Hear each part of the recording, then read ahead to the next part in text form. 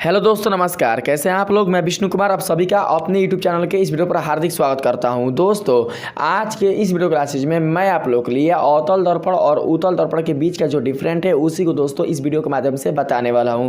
दोस्तों, ये जो आपका चैप्टर है अवतल दर्पण जो उत्तल दर्पण वाला, वो दोस्तों है आपके प्रकाश के परावर्तन से संबंधित, जो कि दोस्तों आपकी कक्षा 10 के भौतिक शास्त्र का आपका पहला चैप्टर है। तो दोस्तों, मैं इस वीडियो के माध्यम से आप लोग को अवतल दर्पण और उत्तल दर्पण के बीच का जो अंतर है उसको बिल्कुल सार्थक तरीके से आप लोग को बताने का प्रयास करूंगा, क्योंकि दोस्तों आपके मैट्रिक बिहार बोर्ड द्वारा आपके विज्ञान की परीक्षा के भौतिक शास्त्र में ऐसा क्वेश्चन दोस्तों पूछा जाता है। अगर दोस्तों ऐसा क्वेश्चन पूछा जा सके तो आप लोग क्या कर सकते हैं कि इनके बीच का जो अंतर है बिल्कुल अच्छे तरीके से डिफाइन कर सकते हैं। तो सबसे पहले दोस्तों मैं आप सभी को बता दूं कि जो आपका अवतल दर्पण है और जो आपका उत्तल दर्पण है वो वास्तव में होते क्या है, यानी दोस्तों इनका जो निर्माण है वो किस प्रकार से हुआ है। तो दोस्तों मैं आप सभी को बता दूं कि जो आपका अवतल दर्पण है और जो आपका उत्तल दर्पण है वो दोस्तों एक प्रकार का गोलीय दर्पण होता है। और बात करें यहाँ पर गोलीय दर्पण का, तो दोस्तों गोलीय दर्पण एक ऐसा दर्पण होता है जो कि किसी खोखले गोले का एक भाग होता है। ठीक है, तो दोस्तों जैसे कि हमने यहाँ पर कोई एक खोखला गोला ले लिया इस प्रकार से। ठीक है दोस्तों, आपको देखने में लग रहा होगा ये दोस्तों ये जो आपकी आकृति वो वृत्त जैसी, लेकिन ये वृत्त नहीं है दोस्तों, यह एक प्रकार का गोला है। जैसे कि आप गोला गेंद देख सकते हैं, गोला आप फुटबॉल देख सकते हैं, गोला आप दोस्तों तरबूज देख सकते हैं। तो दोस्तों हमको यहाँ पर एक ऐसा गोला लेना है जिसके अंदर का दोस्तों जो भाग होगा, जो हिस्सा होगा अंदर का, जो दोस्तों स्पेस होगा वो खाली होना चाहिए, यानी वो दोस्तों खोखला होना चाहिए। तो अगर दोस्तों हम इस खोखले गोले में से अगर कहीं से भी दोस्तों कुछ अगर भाग हम काट के निकाल लेते हैं बाहर, जैसे कि हमने इतना भाग क्या किया, हमने इतना हिस्सा काट कर दोस्तों बाहर निकाल लिया। तो जब हमने इतना हिस्सा दोस्तों काट कर बाहर निकाल लिया तो हमारा जो खोखले गोले का जो भाग होगा वो कुछ इस प्रकार से क्या होगा दोस्तों आपको प्राप्त होगा। ठीक है, इस प्रकार से मेरी बात को समझ रहिएगा। तो जब दोस्तों आपके खोखले गोले का जो भाग है अगर वो इस तरीके से प्राप्त होगा तो अभी वो किस रूप में है, तो अभी दोस्तों ये बिल्कुल भी दर्पण के रूप में नहीं है, यानी दोस्तों अभी यह खोखले गोले के एक भाग के रूप में है। यानी दोस्तों आपने खोखले गोले का एक भाग का किया है, यहाँ पर दोस्तों आपने बाहर निकाल दिया है। अब देखिए दोस्तों इसके दो पृष्ठ है, एक पृष्ठ है दोस्तों इधर और एक पृष्ठ है दोस्तों इधर। ठीक है, और दोनों जो पृष्ठ है दोस्तों कैसा है वो पारदर्शक है। तो हमें क्या करना है दोस्तों कि दर्पण बनाने के लिए इसके दोनों में से किसी एक पृष्ठ को दोस्तों क्या करना है, अपारदर्शक बनाना है, यानी दोस्तों इसको रजित करना है या फिर हमको कलई करना है। तो अगर दोस्तों हम लोग इस गोलीय जो आपका खोखले गोले का जो भाग है अगर हम लोग इसके दोस्तों बाहरी सतह को अगर हम कलई कर देते हैं, यानी दोस्तों इसको अपारदर्शक बनाते हैं, यानी बाहरी वाला जो सतह है इसको दोस्तों अगर हम लोग पेंट कर देते हैं तो हमारा ये जो दोस्तों दर्पण निकल कर आता है। अब ये आपका दर्पण बन चुका है। क्यों दर्पण बन चुका है? क्योंकि दोस्तों अगर इसके परावर्तक का मतलब होता है कि जिस सतह पर प्रकाश की किरणें आपतित होती है, तो दोस्तों जो आपकी प्रकाश की किरणें होगी वो इसी सतह पर आपतित होगी जहां पर पेंट नहीं किया गया है। तो पेंट कहाँ नहीं किया गया है, तो इसके आंतरिक सतह में पेंट नहीं किया गया है। तो जब इसके आंतरिक सतह में दोस्तों प्रकाश की किरणें अगर आपतित होंगी तो आपतित होकर इस सतह से क्या होंगी, परावर्तित हो जाएंगी। तो जब दोस्तों आपके किसी खोखले गोले का भाग जब आप लोग लेते हैं और उसको दोस्तों आप लोग दर्पण बनाते हैं, और जब वो दर्पण बनता है और उस दर्पण का दोस्तों जो आंतरिक सतह है वो अगर वह परावर्तक रहता है और उसका जो बाहरी सतह है अगर वो दोस्तों पेंट किया हुआ रहता है, तो ऐसे गोलीय दर्पण को दोस्तों हम लोग समझेंगे कि यह एक प्रकार का अवतल दर्पण है। क्या मैंने बताया कि यदि किसी खोखले गोले के भाग वाले दोस्तों जो आपका हिस्सा होगा अगर उसको हम लोग उसके बाहरी सतह को पेंट करके उसके आंतरिक सतह को परावर्तक बना दें तो दोस्तों ये जो हमारा दर्पण निकल कर आएगा खोखले गोले का वो आपका कहलाएगा दोस्तों अवतल। क्यों? क्योंकि दोस्तों अवतल दर्पण का एक ऐसा गुण होता है जो बताता है कि इसका जो आंतरिक सतह होता है वो दोस्तों होता है परावर्तक और जो इसका बाहरी सतह होता है वो होता है दोस्तों आपका कलई किया हुआ। तो देख सकते हैं यहाँ पर कि मैंने आप लोग क्या बताया कि इसका जो बाहरी सतह है वो पेंट किया हुआ है और जबकि इसका जो आंतरिक सतह है वो दोस्तों परावर्तक है, यानी इसके आंतरिक सतह पर क्या होगा, प्रकाश की किरणें आपतित होगी। तो ये दोस्तों आपका हो गया कैसा, तो ये हो गया आपका अवतल दर्पण। अब हम बात करते हैं दोस्तों यहाँ पर उसी खोखले गोले वाले भाग का। तो दोस्तों आपने खोखले गोले वाला जो भाग है वो कैसे निकाला था, तो इस प्रकार से काट के निकाला था ना। तो दोस्तों मैंने क्या किया था कि उस टाइम बाहर से इसका जो बाहरी सतह है उस पर हमने कलई किया था, पेंट किया था। अब हम लोग क्या करेंगे कि इसके आंतरिक सतह पर पेंट करेंगे। तो जब दोस्तों हम लोग इसके आंतरिक सतह पर पेंट करेंगे तो इसका जो आंतरिक सतह है वो दोस्तों हो जाएगा आपका अपारदर्शक और जो इसका बाहरी सतह है ये दोस्तों आपका हो जाएगा परावर्तक, यानी दोस्तों आपके वस्तु से आने वाली जो प्रकाश की किरणें हैं वो दोस्तों इसके आंतरिक सतह पर ना आपतित होकर किस पर आपतित होगी, वो दोस्तों इसके बाहरी सतह पर आपतित होगी। तो ये जो आपका गोलीय दर्पण ये कैसा गुण दर्शा रहा है, ये दोस्तों ऐसा गुण दर्शा रहा है कि इसका जो आंतरिक सतह है वो है दोस्तों कलई किया हुआ और इसका जो बाहरी सतह है वो दोस्तों कैसा है, उभरा हुआ है, यानी दोस्तों इनका जो उभरा हुआ जो सतह है वो है परावर्तक। तो इससे आप लोग ये समझ सकते हैं कि जिस किसी भी गोलीय दर्पण का आंतरिक सतह कलई किया हुआ रहता है और इसका बाहरी सतह उभरा हुआ रहता है, यानी वो परावर्तक रहता है, उभरा हुआ सतह परावर्तक रहता है, तो उसको हम लोग दोस्तों जानेंगे उत्तल दर्पण के रूप में। हैं। तो दोस्तों इस प्रकार से आप लोग पहचान करना सीख चुके होंगे कि जो आपका अवतल दर्पण होता है वो कैसा होता है, जो उत्तल दर्पण होता है वो कैसा होता है। कुछ नहीं दोस्तों, अगर हम किसी भी खोखले गोले के भाग में से दोस्तों जो भाग हम लोग बाहर निकालते हैं काट कर, अगर उसके बाहरी सतह पर अगर हम कलई कर दे तो ये कहलाएगा आपका अवतल। अगर दोस्तों इसी खोखले वाले गोले के जो भाग है अगर इसके दोस्तों हम लोग आंतरिक सतह को अगर कलई कर दे तो ये कहलाएगा आपका उत्तल। तो ये दोस्तों पहला जो अंतर है कुछ इस प्रकार से आपके सामने निकल कर आएगा। देखिए मैंने आप लोग को यहाँ पर बताने का प्रयास किया है, वह दर्पण जिसका परावर्तक सतह, तो परावर्तक सतह का मतलब होता है कि जिस सतह पर आपके प्रकाश की जो किरणें होती है वह आपतित होती है वही कहलाती है परावर्तक सतह। धंसा हुआ तथा बाहरी सतह कलई किया हुआ रहता है तो उससे हम लोग क्या बोलते हैं, अवतल दर्पण के रूप में जानते हैं। तो देख सकते हैं कि मैंने आप लोग को समझाने के लिए यहाँ पर दोस्तों एक चित्र को लिया है। तो इसका दोस्तों जो बाहरी सतह है वो कैसा है, वो दोस्तों कलई किया हुआ है यानी पेंट किया हुआ है, लेकिन जो इसका आंतरिक सतह है वो दोस्तों पेंट किया हुआ नहीं है। तो आप लोग देख सकते हैं कि जो प्रकाश की किरणें वो कहाँ पर आ रही है, तो दोस्तों इसके आंतरिक सतह पर आ रही है। तो ये जो दोस्तों आपका दर्पण होगा वो कहलाएगा कैसा, तो अवतल। अब हम बात करते हैं यहाँ पर दोस्तों किसका, तो उत्तल दर्पण का। तो देखिएगा इसमें आप लोग से क्या बताया जा रहा है, वह दर्पण जिसका परावर्तक सतह यानी कि एक ऐसा सतह जिस पर प्रकाश की किरणें आपतित होती है। तो इसका जो परावर्तक सतह होता है दोस्तों वो होता है उभरा हुआ यानी कि दोस्तों बाहर की ओर निकला हुआ, तथा आंतरिक सतह कलई किया हुआ रहता है यानी कि दोस्तों इसका जो अंदर का सतह होता है वो पेंट किया हुआ यानी कि रजित किया हुआ रहता है। तो उससे हम लोग समझेंगे कि हमारा जो दर्पण है वो कहलाएगा उत्तल दर्पण। तो दोस्तों इसको भी मैंने आप लोग को चित्र के माध्यम से समझाने का प्रयास किया है। देखिए दोस्तों यहाँ पर जो फिगर देख रहे हैं तो इसमें क्या देख सकते हैं कि इसका जो बाहरी सतह है वो उभरा हुआ है यानी कि दोस्तों ये बाहर की ओर निकला हुआ है, और जो बाहरी सतह जो उभरा हुआ है यही दोस्तों है परावर्तक। क्यों परावर्तक, क्योंकि दोस्तों इसका जो बाहरी सतह है वो बिल्कुल भी रजित नहीं है यानी कि पेंटिंग किया हुआ नहीं है, जबकि दोस्तों इसका जो आंतरिक सतह है वो कैसा है, वो कलई किया हुआ है यानी कि दोस्तों वो पेंटिंग किया हुआ है। तो आप समझ सकते हैं कि दोस्तों ये जो आपका गोलीय दर्पण है इसका परावर्तक सतह उभरा हुआ है और आंतरिक सतह कलई किया हुआ है। तो इस गोलीय दर्पण को हम लोग उत्तल दर्पण के रूप में क्या करेंगे, समझेंगे। तो इसका जो पहला अंतर हुआ दोस्तों वो कुछ इस प्रकार से हुआ, आप लोग समझ चुके हैं। अब मैं लेकर चलता हूं दोस्तों इसके दूसरे वाले अंतर पर कि यह वस्तु का वास्तविक एवं काल्पनिक दोनों प्रकार का प्रतिबिंब बनाता है। दोस्तों अगर आप लोगों ने अवतल दर्पण में बनने वाले वस्तु के प्रतिबिंब के गुणों के बारे में जाना होगा, उनके प्रकृति के बारे में जाना होगा, तो दोस्तों आप लोग देख सकते हैं कि जो आपका अवतल दर्पण है वो दोस्तों आपके 5 स्थितियों में वस्तु का जो प्रतिबिंब है वो वास्तविक बनाता है यानी दोस्तों वो अपने सामने बनाता है। जब वो अपने सामने बनाता है तो दोस्तों उस वस्तु का जो प्रतिबिंब है वो बनेगा वास्तविक है। लेकिन दोस्तों जैसे ही हम अवतल दर्पण के ध्रुव और फोकस के बीच किसी वस्तु को अगर हम रख देते हैं तो दोस्तों उसका जो प्रतिबिंब है वो इसके पीछे बनता है यानी इस दर्पण के पीछे बनता है। तो जब भी दोस्तों किसी वस्तु का प्रतिबिंब दर्पण के पीछे बनता है तो उसको हम लोग बोलेंगे आभासी या फिर काल्पनिक। तो जो आपका अवतल दर्पण होता है वो क्या करता है कि आपके वस्तु का वास्तविक प्रतिबिंब बनाने के साथ साथ वो दोस्तों काल्पनिक भी बनाता है। इसीलिए हम लोग समझ सकते हैं कि जो हमारा अवतल दर्पण है वो दोस्तों आपके वास्तविक प्रतिबिंब के साथ साथ काल्पनिक प्रतिबिंब भी बना सकता है, जबकि दोस्तों ये गुण आपके बिल्कुल भी उत्तल दर्पण में नहीं संभव है। क्योंकि दोस्तों जो उत्तल दर्पण है वो क्या करता है कि वस्तु का जो प्रतिबिंब है वो सदैव दोस्तों दर्पण के पीछे बनाता है। यानी दोस्तों आप लोग यहाँ पर देख सकते हैं चित्र के माध्यम से, यहाँ पर दोस्तों जो किरणें हैं, ये जो किरणें हैं वो दोस्तों अनंत की ओर से आ रही है। तो जब दोस्तों ये किरणें आपके अनंत की ओर से आ रही है तो इसका मतलब जो वस्तु है वो अनंत पर है। तो जब वस्तु दोस्तों अनंत पर है तो इसका जो प्रतिबिंब वो कहाँ बन रहा है, तो फोकस पर, देख सकते हैं। और ये जो दोस्तों फोकस पर जो इसका प्रतिबिंब बन रहा है तो कहाँ बन रहा है, यानी दोस्तों इसके दर्पण के पीछे बन रहा है। यानी जिधर वस्तु है उधर नहीं बन रहा है दोस्तों, ये दर्पण के सामने नहीं बन रहा है, दर्पण के पीछे बन रहा है। तो कह सकते हैं कि ये जो हमारा उत्तल दर्पण है वो कैसा प्रतिबिंब बना रहा है, तो वो दोस्तों बना रहा है आपका दोस्तों आभासी प्रतिबिंब। ठीक है, यानी कोई भी अगर वस्तु का प्रतिबिंब दर्पण के पीछे बने तो वो दोस्तों आपका कहलाता है आभासी प्रतिबिंब। तो आपका उत्तल दर्पण के पास इतना सामर्थ्य नहीं है जो कि दोस्तों आपके वस्तु का जो प्रतिबिंब है वो आपका वास्तविक बना सके। यह केवल और केवल क्या बनाता है, ये दोस्तों आपका वस्तु का जो प्रतिबिंब है वो आभासी ही बनाता है। तो इसे दोस्तों आप लोग क्या कर सकते हैं, अच्छे से समझ सकते हैं और आप लोग समझ कर रखिएगा कि जो आपका आभासी प्रतिबिंब है वही कहलाता है आपका काल्पनिक प्रतिबिंब। अब हम बात करते हैं यहाँ पर तीसरे नंबर का।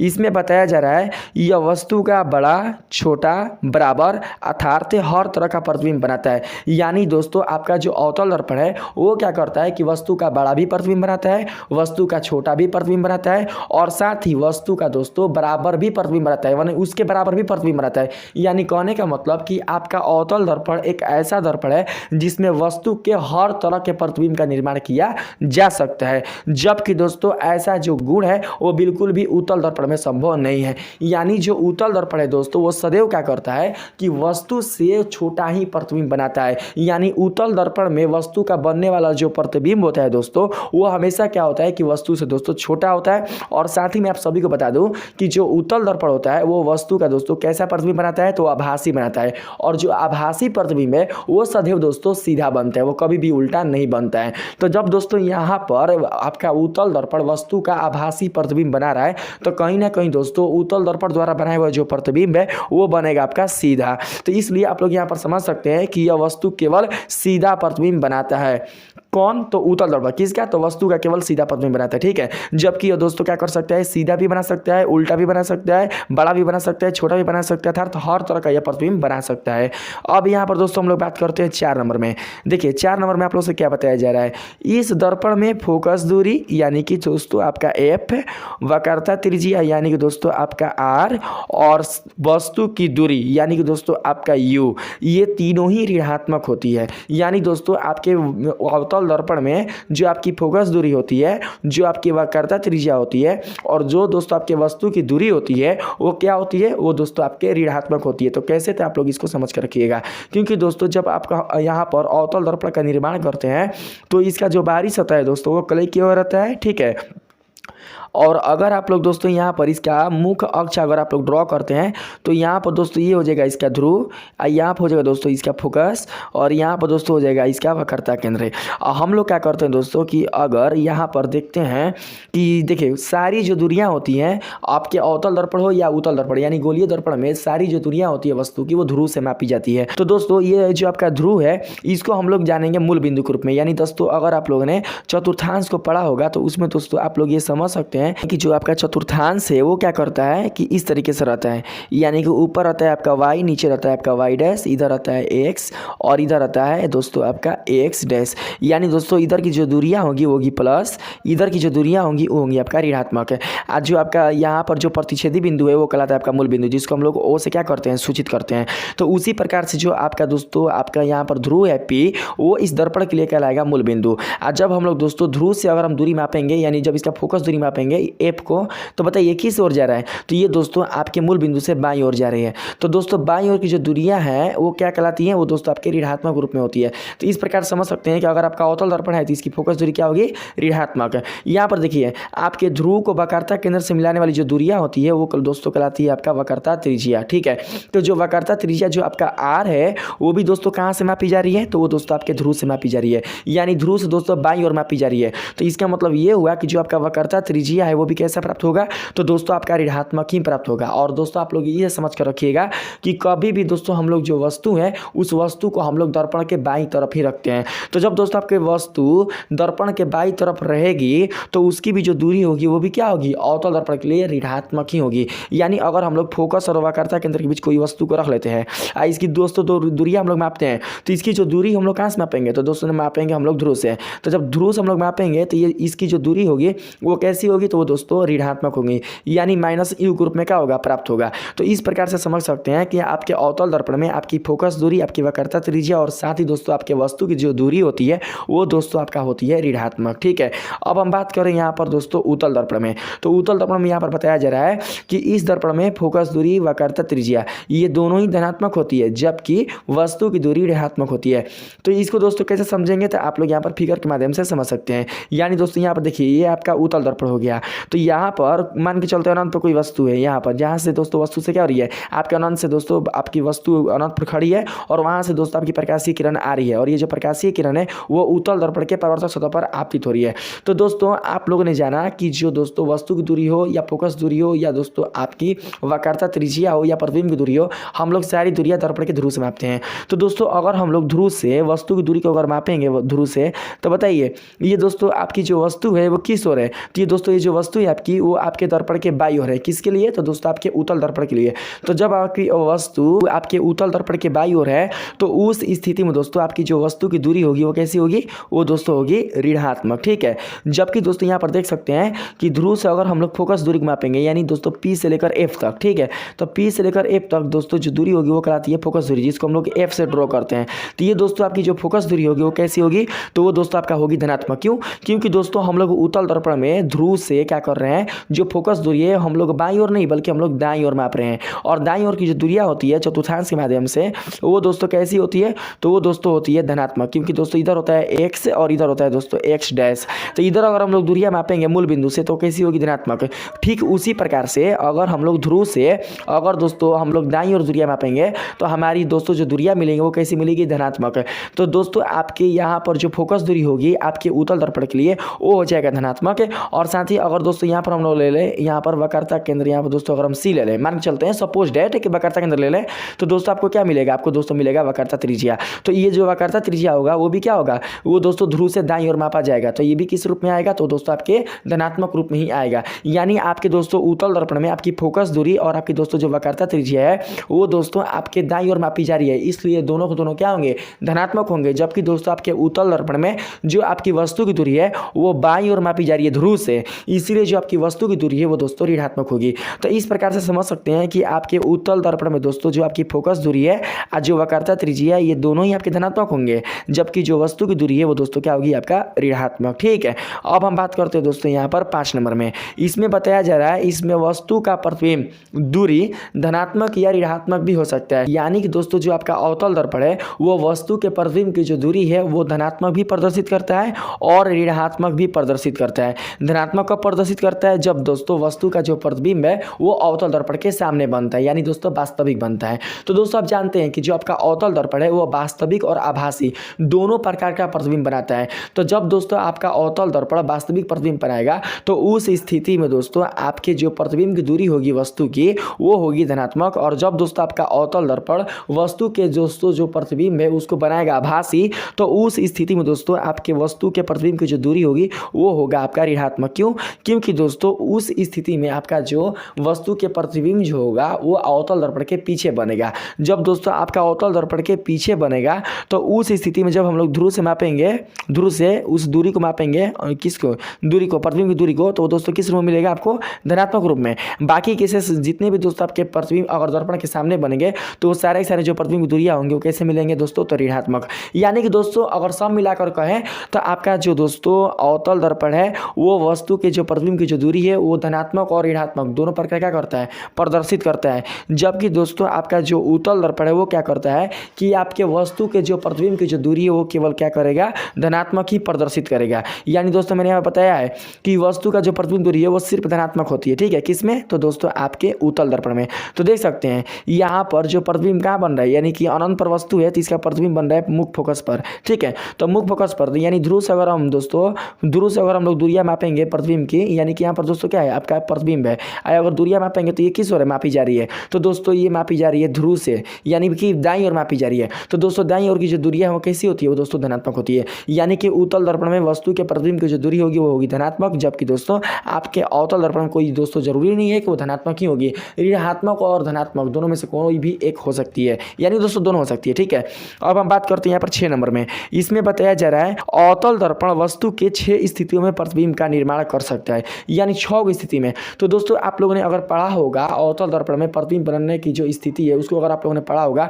तो दोस्तों आप समझ सकते हैं कि जो आपका अवतल दर्पण है वो वस्तु के 6 स्थितियों में क्या करता है, प्रतिबिंब का निर्माण करता है। यानी दोस्तों जब हम लोग वस्तु को अनंत पर रखते हैं तो वो आपका हो गया पहला स्थिति। ठीक है, जब वस्तु दोस्तों आपके अनंत और वक्रता केंद्र के बीच रहती है तो वो दोस्तों आपका हो गया दूसरा स्थिति। जब आपका वस्तु वक्रता केंद्र पर रहती है तो वो हो गया दोस्तों आपका तीसरा स्थिति। जब वस्तु दोस्तों आपके वक्रता केंद्र और मुख्य फोकस के बीच होती है तो वो हो गया दोस्तों आपका चौथा स्थिति। जब दोस्तों आपका वस्तु मुख्य फोकस पर रहती है तो वो हो गया आपका 5वां स्थिति। और जब दोस्तों आपका वही वस्तु मुख्य फोकस और ध्रुव के बीच रहती है तो वो हो गया आपका दोस्तों आपका 6ठा स्थिति। यानी कि जो आपका अवतल दर्पण है वो वस्तु के 6 स्थितियों में प्रतिबिंब का निर्माण करता है, जबकि दोस्तों जो आपका उत्तल दर्पण है वो बिल्कुल भी आपके वस्तु के 6 स्थितियों में प्रतिबिंब का निर्माण नहीं करता है, बल्कि वो 2 स्थितियों में वस्तु के प्रतिबिंब का निर्माण करता है। जिसमें जो पहला स्थिति है वो यह है कि जब भी कोई वस्तु आपके उत्तल दर्पण के अनंत पर रहती है वो हो गया पहला स्थिति। और दूसरा जो स्थिति है वो ये है दोस्तों कि जब आपका वस्तु आपके अनंत और दर्पण के बीच में रहती है, यानी अनंत और ध्रुव के बीच में रहती है, उस स्थिति में क्या करता है, जो आपका उत्तल दर्पण है वस्तु के प्रतिबिंब का निर्माण करता है। तो इसे भी क्या कर सकते हैं आप लोग, बिल्कुल अच्छे तरीके से इसको लिखकर इसके बीच का जो अंतर है आप लोग अच्छी तरीके से डिफाइन कर सकते हैं। अब मैं बात करता हूँ यहाँ पर 7 7 नंबर का। इसमें दोस्तों बताया जा रहा है इसमें वस्तु का उल्टा एवं सीधा दोनों प्रकार के प्रतिबिंब बनाने का समर्थ होता है। तो इससे आप लोग क्या समझ सकते हैं, देखिए उल्टा एवं सीधा का मतलब क्या हुआ कि दोस्तों आपका जो अवतल दर्पण है वो आपका वास्तविक प्रतिबिंब बनाता है और दोस्तों आपका काल्पनिक प्रतिबिंब भी बनाता है। तो दोस्तों आप लोग जानते होंगे कि जब भी कोई दर्पण अगर वस्तु का वास्तविक प्रतिबिंब बनाएगा तो उसका जो प्रतिबिंब होगा वो दोस्तों वस्तु का उल्टा होगा, ठीक है। क्योंकि दोस्तों आपका जो वास्तविक प्रतिबिंब है वो कभी भी सीधा नहीं बनेगा वस्तु से, वो जब भी बनेगा तो वस्तु का उल्टा ही बनेगा। तो दोस्तों जो आपका अवतल दर्पण है वो वस्तु का वास्तविक प्रतिबिंब बनाता है। तो इसका मतलब ये हुआ कि दोस्तों अवतल दर्पण द्वारा वस्तु का बनाया हुआ जो प्रतिबिंब है वो उल्टा भी हो सकता है, और साथ ही आप लोग ये जानते हैं कि जो आपका अवतल दर्पण है वो वस्तु का वास्तविक प्रतिबिंब बनाने के साथ साथ वो आभासी प्रतिबिंब भी बनाता है। तो जब आपका अवतल दर्पण वस्तु का आभासी प्रतिबिंब बनाता है तो दोस्तों कहीं ना कहीं वस्तु का जो प्रतिबिंब होगा वो सीधा प्राप्त होगा, क्योंकि जो आभासी प्रतिबिंब है वो कभी भी दोस्तों आपका उल्टा प्राप्त नहीं होगा, वो जब भी बनेगा तो सीधा बनेगा। तो जब आपका अवतल दर्पण वस्तु का सीधा प्रतिबिंब यानी कि दोस्तों आपका आभासी प्रतिबिंब बना रहा है तो कहीं ना कहीं दोस्तों आपके वस्तु का जो प्रतिबिंब होगा वो सीधा ही बनेगा। यानी कि इस प्रकार से आप लोग समझ सकते हैं कि अवतल दर्पण में वस्तु का दोस्तों जो प्रतिबिंब है वो उल्टा भी बन सकता है और सीधा भी बन सकता है। क्यों बन सकता है? क्योंकि जो अवतल दर्पण है वो आपका वास्तविक प्रतिबिंब बनाता है और दोस्तों आपका काल्पनिक प्रतिबिंब भी बनाता है, इसलिए ऐसा होता है। जबकि अगर हम बात करें यहाँ पर उत्तल दर्पण का तो दोस्तों जो उत्तल दर्पण होता है वो क्या करता है, केवल वस्तु का आभासी प्रतिबिंब ही बनाता है। और जब यह आभासी प्रतिबिंब बनाता है तो दोस्तों आपका जो आभासी प्रतिबिंब है वो कभी भी उल्टा नहीं बनता है, वो दोस्तों हमेशा सीधा बनता है। तो इस प्रकार से आप लोग समझ सकते हैं कि उत्तल दर्पण क्या करेगा कि वस्तु का हमेशा और हमेशा सीधा प्रतिबिंब क्या करता है, वो दोस्तों बनाने का सामर्थ्य रखता है। यानी कि जो आपका दोस्तों वस्तु होगा उसका जो प्रतिबिंब होगा वो आपके उत्तल दर्पण में हमेशा सीधा ही बनेगा, ठीक है। तो इसलिए मैंने यहाँ पर लिख बताया कि इसमें वस्तु का केवल सीधा प्रतिबिंब बनाने का समर्थ होता है, किसमें? तो दोस्तों आपके उत्तल दर्पण में, ठीक।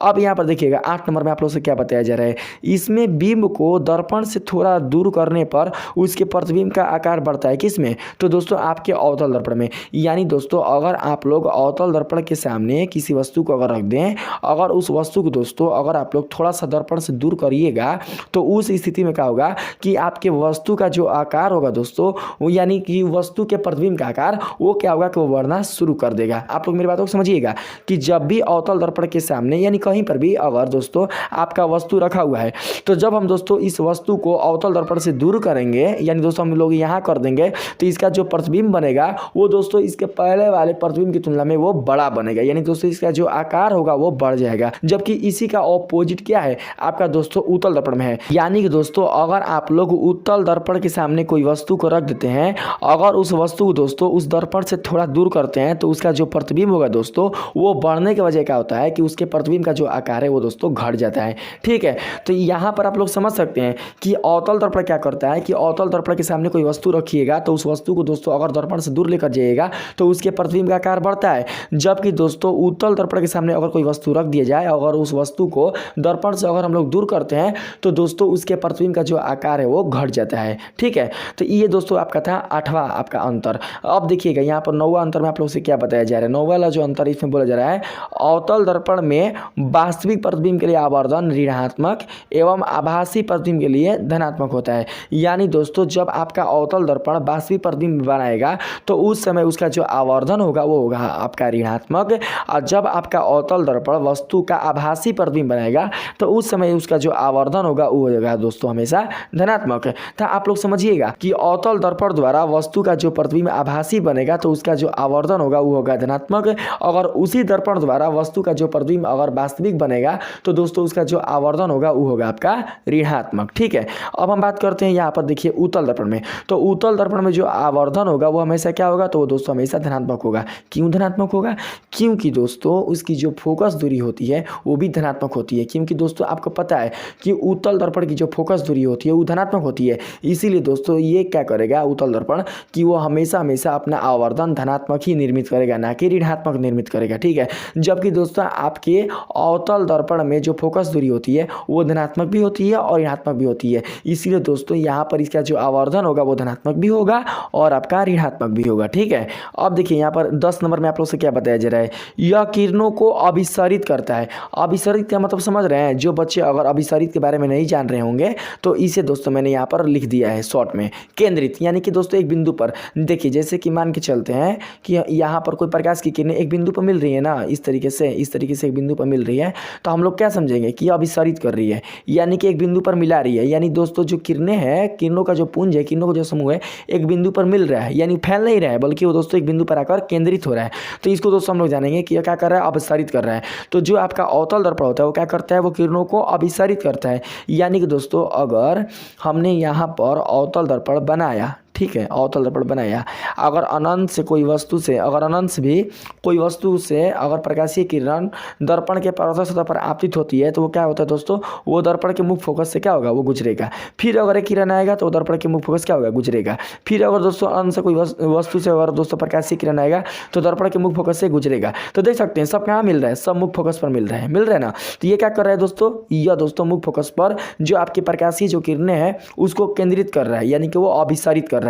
जबकि दोस्तों अगर हम बात करें यहाँ पर उत्तल दर्पण में, तो उत्तल दर्पण में क्या करता है उत्तल दर्पण कि यह दोस्तों वस्तु से आने वाली जो प्रकाशीय किरणें होती हैं उसको वह अपसारित करता है, यानी दोस्तों ये फैलाता है। यानी कि दोस्तों अगर अनंत से अगर कोई प्रकाशीय किरण अगर आए तो ये क्या करेगा, ये दोस्तों इधर परिवर्तित हो जाएगा और ये इधर परिवर्तित हो जाएगा, ठीक है। तो इसका जो काल्पनिक प्रतिबिंब मुख्य फोकस पर मिलेगा, यानी कि दोस्तों ए पर मिलेगा, और इसका जो काल्पनिक प्रतिबिंब है वो ए पर मिलेगा, ठीक है। तो दोस्तों ये काल्पनिक रूप से मिल रहा है, लेकिन यहाँ पर क्या हो रहा है, ये फैल रहा है। यानी कि इधर दोस्तों क्या हो रहा है, ये किरणें बढ़ रही है, इधर क्या हो रहा है, ये दोस्तों किरणें यहाँ पर बढ़ रही है। तो यानी वास्तविक तौर पर ये जो किरणें हैं वो क्या हो रही है दोस्तों, वो फैल रही है, बल्कि मिल नहीं रही है, मिल रही है काल्पनिक तौर पर, ठीक है।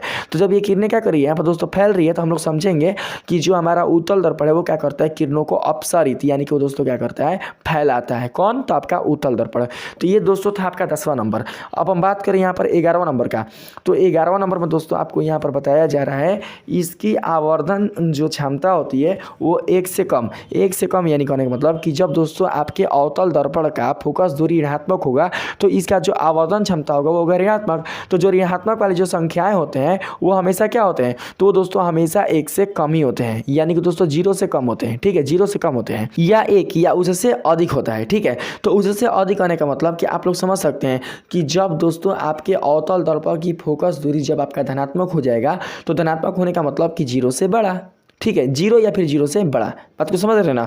तो आपका जो अवतल दर्पण है वो आपका ऋणात्मक भी हो सकता है, तो जब होगा ऋणात्मक तो वो होगा दोस्तों आपके 1 से कम, और जब होगा दोस्तों आपका धनात्मक तो या तो होगा आपका 0 या तो होगा दोस्तों आपके 0 से अधिक। तो 0 से अधिक क्या है, 1, तो 1 के बराबर भी हो सकता है या 1 से वो ज़्यादा भी हो सकता है, ठीक है। और इसमें दोस्तों बोला जा रहा है कि इसकी आवर्धन क्षमता हमेशा 1 से कम होती है, यानी बिल्कुल भी 1 के बराबर नहीं हो सकती है और ना ही 1 से अधिक हो सकती है। 1 के बराबर, 1 से कम या 1 से अधिक किसका होगा, तो दोस्तों हमेशा आपका अवतल दर्पण होगा, ना कि आपके उत्तल दर्पण होगा। उत्तल दर्पण का हमेशा दोस्तों 1 से कम ही होगा, ठीक है। तो इस प्रकार से दोस्तों आपके अवतल दर्पण और उत्तल दर्पण के बीच का जो अंतर है मैंने आप लोगों को बिल्कुल अच्छे तरीके से दोस्तों बताने का प्रयास किया है।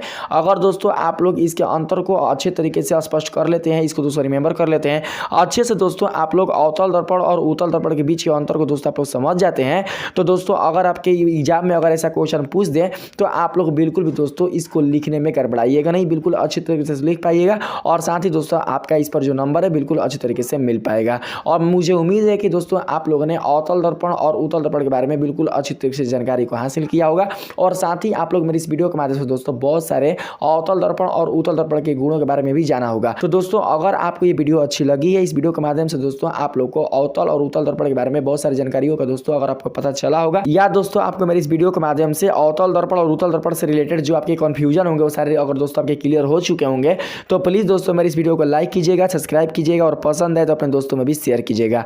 आज के लिए इतना ही, मिलते हैं अगले वीडियो में, तब तक के लिए धन्यवाद।